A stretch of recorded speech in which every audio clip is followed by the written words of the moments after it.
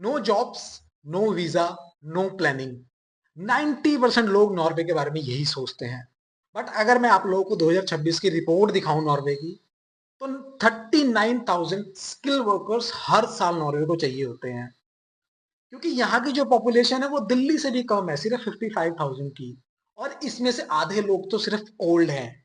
जो हमारे जैसे यंग लोग हैं, जो 25 से 35 साल के लोग हैं, वो नॉर्वे को छोड़ के दूसरी कंट्रीज में काम कर रहे हैं। रीजन ये है कि दूसरी कंट्रीज नॉर्वे के जो लोकल लोग हैं इनको अच्छी सैलरी पे कर रही हैं। नॉर्वे से डबल सैलरी पे कर रही है। दैट्स वाई जो यंग लोग हैं यहाँ से जा चुके हैं। अगर मैं नॉर्वे की इकोनॉमी की बात करूं तो यहाँ की जो ऑयल सेक्टर है, गैस सेक्टर है, और यहाँ पे सी फूड एक्सपोर्ट सेक्टर जितने भी हैं वो रैपिडली काफी ज्यादा ग्रो कर रहे हैं। बट इनके अंदर काम करने के लिए इनके पास लोकल लोग अपने हैं नहीं। दैट्स वाई नॉर्वे है जो बाहर से फॉरेनर वर्कर्स को हायर करता है। तो ये वीडियो को देखने के बाद मुझे नहीं लगता कि आपको नॉर्वे की किसी और की वीडियो देखने की जरूरत पड़ेगी। बिकॉज इस वीडियो के अंदर मैं आप लोगों को कौन सी जॉब्स यहाँ पे डिमांडिंग है, किसके अंदर वीजा मिलता है, किसके अंदर नहीं मिलता है, किसको जाना है किसको नहीं जाना है, प्रोसेसिंग के बारे में A to Z चीजें हम बात करने वाले हैं। तो इस वीडियो को एंड तक देखना अगर आप नॉर्वे जाने का प्लान कर रहे हो तो हम सीधा मुद्दे के ऊपर ही आते हैं जी। यहाँ पे कौन सी डिमांडिंग जॉब्स हैं। देखो, नॉर्वे दुनिया का सेकंड लार्जेस्ट एक्सपोर्ट करता है सी फूड को। तो फैक्ट्रीज के अंदर जो अपना सी फूड प्रोसेस होता है उसके अंदर सबसे ज्यादा जॉब है यहाँ पे। उसके बाद अपना कंस्ट्रक्शन लाइन हो गया जिसके अंदर अपना इलेक्ट्रिशियन, प्लम्बर, कारपेंटर, इन जैसी लोगों की बहुत डिमांड है। उसके बाद वेयर हाउस, इसके अंदर बहुत ज्यादा डिमांड है। आईटी सेक्टर वालों की बहुत ज्यादा डिमांड है। यहाँ पे ड्राइवर्स की नीड्स है जो फॉकलिफ्ट वगैरह चलाते हैं। हेल्थ केयर डिपार्टमेंट के अंदर जो नर्स होती हैं, नैनीज होती हैं, जो फिजियोथेरेपिस्ट होते हैं, जो ओल्ड लोगों की सेवा करते हैं, उन जैसे लोगों की बहुत ज्यादा डिमांड है नॉर्वे के अंदर। सबसे इंपॉर्टेंट सेक्टर जो हॉस्पिटैलिटी सेक्टर है, मतलब रेस्टोरेंट्स, होटल, ये सेक्टर हमेशा डिमांडिंग में रहेगा। क्योंकि जितने भी यूरोपियन कंट्रीज हैं वो सारे टूरिस्ट के लिए बने हुए हैं। तो जितने भी रेस्टोरेंट, होटल्स हैं, इनके अंदर हमेशा हॉस्पिटैलिटी वालों की डिमांड रहेगी। चाहे वो किचन हेल्पर हो, चाहे वो शेफ हो, चाहे वेटर हो, इनकी डिमांड हमेशा रहती है। अगर आप लोग नॉर्वे के लिए अप्लाई कर रहे हो तो इन जैसी जॉब्स के अंदर अप्लाई जरूर करो। कौन बिल्कुल भी अप्लाई ना करे? देखो, जो लोग ये सोच रहे हैं वहां पे टूरिस्ट वीजा पे जाके अपना कन्वर्ट करा लेंगे, तो वहां पे नहीं होगा ऐसा। ये चीज मत करना। दूसरा, अगर आपकी एजुकेशन फील्ड किसी और डिपार्टमेंट में है बट आप काम किसी और डिपार्टमेंट में कर रहे हो और एक्सपीरियंस किसी और डिपार्टमेंट का है, तो वो भी बिल्कुल अप्लाई ना करें। क्योंकि जो यूडीआई है वो ये सब चीजें देखते ही रिजेक्ट कर देगा। तीसरा, अगर एम्प्लॉयर आपको जो बेसिक सैलरी होती है उससे कम सैलरी में वहां बुला रहा है, तो यूडीआई आपकी फाइल रिजेक्ट कर देगी। तो ये सारी चीजें बड़ा ध्यान में रखना। अगर आप लोग ऐसा वे कोई ढूंढ रहे हो जाने के लिए तो बिल्कुल अप्लाई मत करना, आपकी फाइल रिजेक्ट हो जाएगी। इसके साथ में अगर मैं सैलरी के तुम्हें एस्टिमेट अगर बताऊं तो देखो, वहां पे सैलरी बहुत अच्छी मिलती है। Norway one of the expensive country और बहुत सुंदर है। तो यहाँ की जो बेसिक सैलरी भी होती है ना, जो अपने कंस्ट्रक्शन वाले होते हैं, हेल्थ डिपार्टमेंट वाले होते हैं, उनको भी 3,500 यूरो से 4,000 यूरो तक सैलरी मिलती है। बट अगर तुम्हें अकोमोडेशन वगैरह नहीं मिल रही है तो 1,000 यूरो तो यहीं कट जाएगा। और तुम्हारी सैलरी में से हर महीने 25% से लेकर 35% तक टैक्स कटेगा।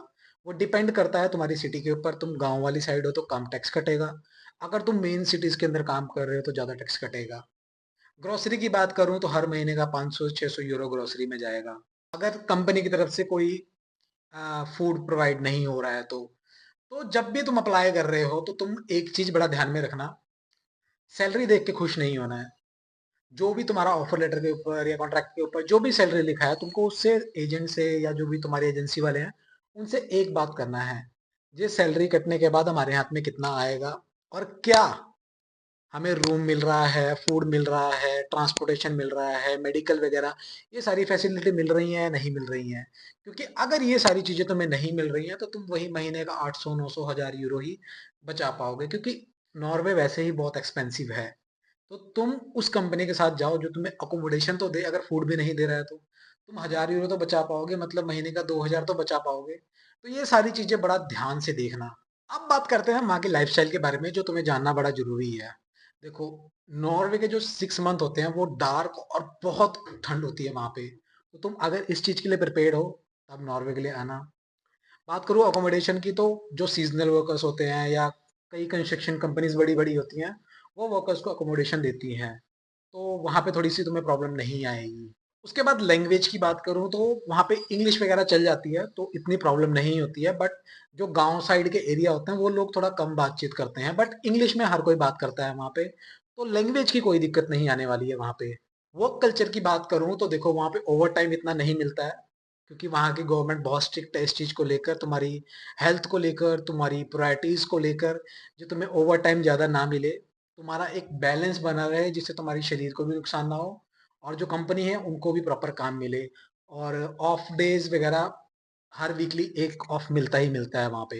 लास्ट यहाँ पे मतलब इंडियंस है या नहीं है, तो सिटीज के अंदर काफ़ी कम्युनिटी है जहाँ पे इंडियंस काफ़ी रहते हैं। बट दुबई या इन जैसी जितना इनमें इंडियंस भरे हुए हैं उतने इंडियंस नहीं है, बट यहाँ पे इंडियंस हैं जिनकी अच्छी कम्युनिटी है, जिनके साथ तुम इंटरेक्ट कर सकते हो। अब बात करते हैं तुम्हारा वीज़ा प्रोसेस के बारे में। तो सबसे पहला हमारा ऑफर लेटर जो होता है, वो जो भी एम्प्लॉयर होएगा तुम्हारा उसको यूडीआई पोर्टल पे जाके अपना जो भी तुम्हारा ऑफर लेटर होता है उसको सबमिट करना पड़ता है। वो वेरीफाई होता है, देन उसके बाद तुम्हारा प्रोसेस शुरू होता है। उसको अप्रूव होने के बाद तुम्हारा जो भी एम्प्लॉयर होता है वो यूडीआई फीस भरता है, जो अप्रोक्स एनओ के में देखा जाए तो 6 से 9 हज़ार के अंदर होता है। वो तुम्हारा एम्प्लॉय ही पे करता है, कोई एजेंट को पैसा देने की जरूरत नहीं है। उसके बाद सीधा एम्बेसी पे आते हैं जहाँ पे तुम्हारे बायोमेट्रिक होता है, डॉक्यूमेंटेशन सबमिट होती है, अपॉइंटमेंट उठाई जाती है अपने वीजा के लिए। वीजा कितने दिन में आता है? अगर स्टैंडर्डली मतलब जो वेबसाइट पे लिखा हुआ है वो 4 से 8 हफ्ते का टाइम है। बट कभी कभार अगर एप्लीकेशंस ज्यादा हों तो वो ज्यादा टाइम भी ले सकती हैं। बस इसमें एक बहुत खास बात है, जितने भी स्किल्ड वर्कर्स होते हैं ना उनको जो परमिट मिलता है वो सीधा 3 साल का मिलता है। जो हमारे कंस्ट्रक्शन लेबर होते हैं, वेयर हाउस वाले होते हैं, इनको 2 साल का मिलता है। बट जितने भी स्किल्ड या आईटी सेक्टर वाले या नर्स होगी, इन सबको 3 साल का मिलता है। अब रिजेक्शन आने के कॉमन रीजन जो आप लोगों को बहुत ध्यान में रखना है, इस पॉइंट को बहुत ज्यादा ध्यान से सुनना। सम टाइम क्या होता है, जो भी आपका एजेंट फाइलिंग कर रहा है एम्बेसी में, जब फाइल जाती है तो आपको अपने नेम की स्पेलिंग बड़े ध्यान से चेक करने हैं। अपनी डीओ भी बहुत ध्यान से चेक करनी है, क्योंकि ये छोटी छोटी जो मिस्टेक्स होती है ना, इस करके आपकी फाइल या तो बहुत लंबा लटक जाती है या रिजेक्ट हो जाती है। उसके बाद आपको ये चेक करना है क्या आपके सारे डॉक्यूमेंट्स इसके अंदर हैं, कोई पेपर ऐसा तो नहीं है जो मिसिंग है। जो भी चेकलिस्ट होती है वो ऑलरेडी एजेंसीज वालों के पास या इमिग्रेशन वालों के पास या आपको गूगल पे मिल जाएगी। तो वो चेकलिस्ट निकाल के आपको सारे अपने डॉक्यूमेंट्स एक बार चेक करने हैं, क्या ये सारे डॉक्यूमेंट्स इस पे लगे हैं या नहीं लगे हैं। तो ये कॉमन छोटी छोटी मिस्टेक्स आपको बहुत ध्यान में रखनी है। उसके बाद जो भी एजेंसी या जो भी एजेंट या जो भी इमिग्रेशन वाला आपकी फाइल लगा रहा है, तो जो भी कंपनी का नाम वो बता रहा है, सबसे पहले उसको वेबसाइट पे जाके चेक करो क्या ये कंपनी है या नहीं है। उसके बाद वहां पे अगर उसकी वेबसाइट खुलती है तो नीचे जाओगे कॉन्टैक्ट्स में तो उसका मेल सब कुछ दिखेगा। उनको मेल करो, मत डरो जे रिप्लाई आएगा नहीं आएगा, उनको मेल करो, चेक करो ये मेरा ये ऑफर लेटर है, क्या ये यूडीआई पे पोर्टल पे आपने अप्लाई किया है नहीं किया है, एक बार रीचेक करने के लिए। दूसरा, लिंक्डइन के ऊपर जाओ। लिंक्डइन के ऊपर जो भी रजिस्टर्ड कंपनी होती है वो लिंक्डइन के ऊपर अपनी हायरिंग डालती रहती है, तो वहां भी जाके चेक करो।